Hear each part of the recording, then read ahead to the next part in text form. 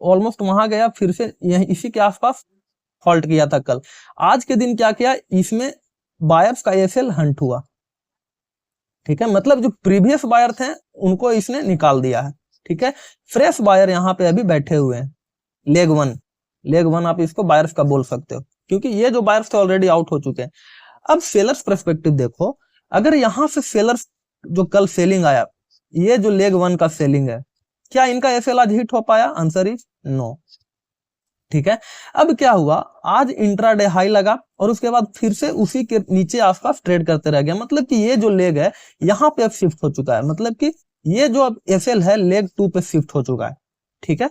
ये हुआ सेलर्स के पर्सपेक्टिव व्यू से। अब बस उसी को हम लोग ट्रेड प्लान करते हैं, ठीक है। तो जब तक हमें क्या ध्यान देना है कि जब तक एसएल हंट नहीं होगा, जब तक एसएल हंटिंग नहीं होगा, हमें ऑप्शन बाइंग का ट्रेड नहीं मिलेगा, ठीक है।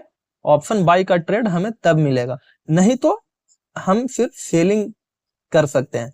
अगर आपका लो कैपिटल है तो आप ऑप्शन बाई करते होगे, तो फिर उसके लिए आपको मोमेंटम जरूरी है, मोमेंटम के लिए एसएल हंटिंग जरूरी है, क्योंकि एसएल जब हंटिंग होगा यहाँ पे तो इनका जो पोजीशन है वो कट होगा प्लस न्यू बायर साइड होंगे, तो ये क्या होगा, मोमेंटम फ्रेश होगा, ठीक है। फ्रेश मोमेंटम होगा तो यहाँ पे प्राइस में सडन स्पाइक देखने को मिल सकता है, जिसके आप ऑप्शन बाइंग में ट्रेड कर सकते हो। चलिए, ये तो हुआ डिटेल्ड एनालिसिस कि कहां पे क्यों लॉजिक हो गया, ठीक है। अब प्लानिंग करते हैं, कैसे प्लान करते हैं। अब देखो, अच्छा एक चीज और देखो कि आज यहाँ पे क्या हुआ, मोमेंटम नहीं हुआ, option sell put sell call sell उसी के बीच में एक्सपायरी हो गया, तो मोमेंटम नहीं हुआ, तो ऑप्शन बाइंग को इसमें पैसा नहीं मिलेगा। ऑप्शन बाइंग का बस ये ट्रेड, यह जो लो कटा उसके बाद एक एसएल हंटिंग हुआ, आप देखो 15 मिनट में शार्प मोमेंटम देखने को मिला, ठीक है। तो बस इसी को हमको ध्यान रखना ऑप्शन बाइंग के लिए। अब हम ट्रेड प्लान करते हैं। पहला केस जो फ्लैट केस है, फ्लैट केस होगा तो क्या होगा, ये दोनों का एसएल है, दोनों का एसएल अभी इंटैक्ट रहेगा, कोई फर्क नहीं पड़ने वाला है, ठीक है।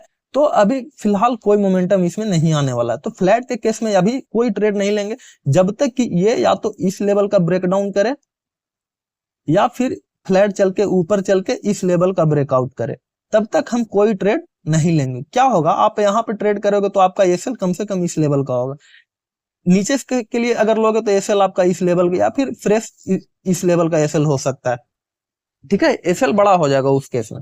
अगर ऊपर के साइड में जाएगा तो ये भी हो सकता है कि धीरे धीरे करके ऊपर जाए, तो आपका ऑप्शन बाइंग में मोमेंटम नहीं मिलेगा, तो आप प्रॉफिट नहीं कर पाओगे, ठीक है। तो हमें क्या करना है, प्रॉफिट के लिए इस लेवल और इस लेवल का ऑप्शन बाइंग के लिए वेट करना है। तो फ्लैट के केस में वेट एंड वॉच करेंगे, ठीक है, wait and watch for flat till ये लेवल और ये लेवल, ठीक है। व्हाट इफ गैप डाउन हो जाए, गैप डाउन अगर होता है तो गैप डाउन मिनिमम इस लेवल तक का वेट करेंगे। अगर ये लेवल के नीचे निकालता है 24,350 के नीचे अगर निकालता है तो 24,300 का पहला टारगेट रखेंगे, और इसके नीचे निकालता है तो फिर बड़ा टारगेट प्लान करेंगे, 24,200 का लेवल नीचे प्लान करेंगे, ठीक है। ये गैप डाउन खुल के नीचे चलने लगे, पहला 5 मिनट कैंडल वेट करना है।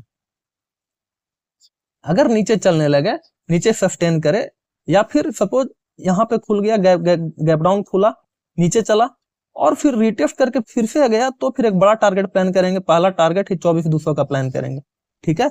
लेकिन अगर यहाँ पे खुला, प्रॉफिट बुकिंग आया, फिर उसके बाद नीचे निकाला, तो फिर 24,300 और 24,200 का एरिया हम प्लान करेंगे, ठीक है। व्हाट इफ की गैप अप खुल जाए, गैप अप खुलेगा तो फिर क्या होगा, गैप अप अगर खुलेगा तो ये फिर एसएल हंटिंग के लिए प्लान कर सकता है, तो हमें एक अच्छा बाइंग साइड का ट्रेड देखने को मिल सकता है। क्यों, अगर गैप अप खुला तो अगर कुछ एसएल यहाँ पे अभी पड़ा होगा, ठीक है, क्योंकि एक बड़ा हैवी कैंडल यहाँ पे देखने को मिला था, उसके बाद शार्प सेलिंग, स्लो सेलिंग देखने को मिला, तो कुछ एसएल यहाँ पड़े होंगे इस लेग पे, ठीक है। तो एसएल हंट होगा, तो अगर ये एसएल हंट होगा तो फिर ये एसएल काटने के लिए ऊपर प्राइस जरूर जाएगा। अगर 24,500 के ऊपर निकालता है तो 24,510-15 के आसपास हम 24, ये जो एरिया है 24,560 से 600, मतलब 24,570 से लेकर के 24,600 तक का हम प्लान कर सकते हैं एसएल हंटिंग के लिए, ठीक है। और अगर ऊपर और निकलता है तो फिर ये एफएल भी हम काट सकते हैं 24,600 से 24,650 तक प्लान कर सकते हैं अगर और ऊपर निकलता है। ठीक है, ये हुआ एफएल हंटिंग का लॉजिक। तो तीनों केस हमने डिस्कशन कर लिया। बेस्ट केस अगर फ्लैट खुल के नीचे निकले या फिर फ्लैट खुलकर ऊपर या फिर गैप अप खुल के इस एरिया को निकाले। ठीक है, बीच में हमें कोई ट्रेड नहीं करना है। ये जो है नो ट्रेडिंग जोन एरिया है। नो ट्रेडिंग जोन मैं क्यों बोल रहा हूं कि अगर इसमें आप पुट यहाँ पे सपोज बीच में है, ठीक है, बीच में है, आप अगर लगा कि एक कैंडल नीचे आया, ठीक है, सपोज एक कैंडल नीचे आया, पुट ले लिया, अगला कैंडल ऊपर बन गया, तो फिर आपका एफएल हिट सिर्फ होते रहेगा। ठीक है, जब तक आप लेवल पे ट्रेड नहीं करोगे तब तक एफएल हंट होते रहेगा और फिर आप बोलोगे कि नहीं नहीं ऑप्शन ट्रेडिंग मेरे लिए नहीं है, ऑप्शन बाइंग मेरे लिए नहीं है। ठीक है, ये हुआ निफ्टी का एनालिसिस। अच्छा, कल सेंसेक्स का एनालिसिस है गाइस, तो थोड़ा सा मैं ओवरव्यू सेंसेक्स का भी दे देता हूं कि सेंसेक्स में अगर कोई ट्रेड करना चाहे तो कैसे ट्रेड प्लान कर सकते हैं। देखिए, सेंसेक्स ऑलमोस्ट एंड ऑलमोस्ट करीब करीब निफ्टी के जैसा ही चलता है क्योंकि दोनों का कंपोनेंट सेम है। तो इसमें भी वेरी सिंपल एनालिसिस रखूंगा जो हमने निफ्टी में कंप्लीट एनालिसिस किया है, तो बस उसी को हम अभी इसमें भी रखने वाले हैं। अगर इसमें आप देखोगे तो ये लेवल अभी तक नहीं निकला है, आज फिर से वहीं पे बायर्स आ रहे हैं। तो अगर ये गैप अप यहाँ पे खुलता है और ऊपर की ओर चलता है तो ये जो बाइंग एरिया है ये फिर स्ट्रॉन्ग सपोर्ट बन जाएगा। ठीक है, अगर स्ट्रॉन्ग सपोर्ट बन जाएगा तो क्या होगा, आज का जो एफएल है, एफएल हंट के लिए ऊपर की ओर निकल सकता है। अगर इसके ऊपर निकालता है 80-300 के ऊपर तो फिर हमें एक अच्छा मोमेंटम यहां तक का देखने का मिल सकता है। 80-500 और 80-600 का एरिया मैं मार्क कर देता हूं अगर ऊपर की ओर निकालता है। ठीक है, एफएल हंटिंग के लिए व्हाट इफ कि फ्लैट खुल जाए, फ्लैट खुलता है तो हमें कोई ट्रेड नहीं करना है जब तक कि इस लेवल का ब्रेकडाउन नहीं करे या फिर इस लेवल का ब्रेकआउट ना करे। मतलब कि फ्लैट के केस में हम वेट एंड वॉच करने वाले हैं। कंप्लीट लॉजिक अभी निफ्टी के एनालिसिस में बता चुका हूं गाइस, सेम एनालिसिस यहां भी रहने वाला है। अगर इसके नीचे निकालता है 79,800 के नीचे निकालता है तो फिर हम एक फर्दर नीचे की ओर प्लान करेंगे जिसका टारगेट हम क्या रख सकते हैं। चलिए एक बार चार्ट के देख लेते हैं। तो टारगेट जो हमारा होने वाला है ये 79,300 का टारगेट हम नीचे की ओर प्लान कर सकते हैं। ठीक है, इसके नीचे भी निकला तो फिर नेक्स्ट टारगेट हमारा 70,000 हो जाएगा। होप की एनालिसिस अच्छी लगी हो गाइस। अगर वीडियो अच्छी लगी हो तो प्लीज वीडियो को लाइक करें, चैनल को सब्सक्राइब कर लें।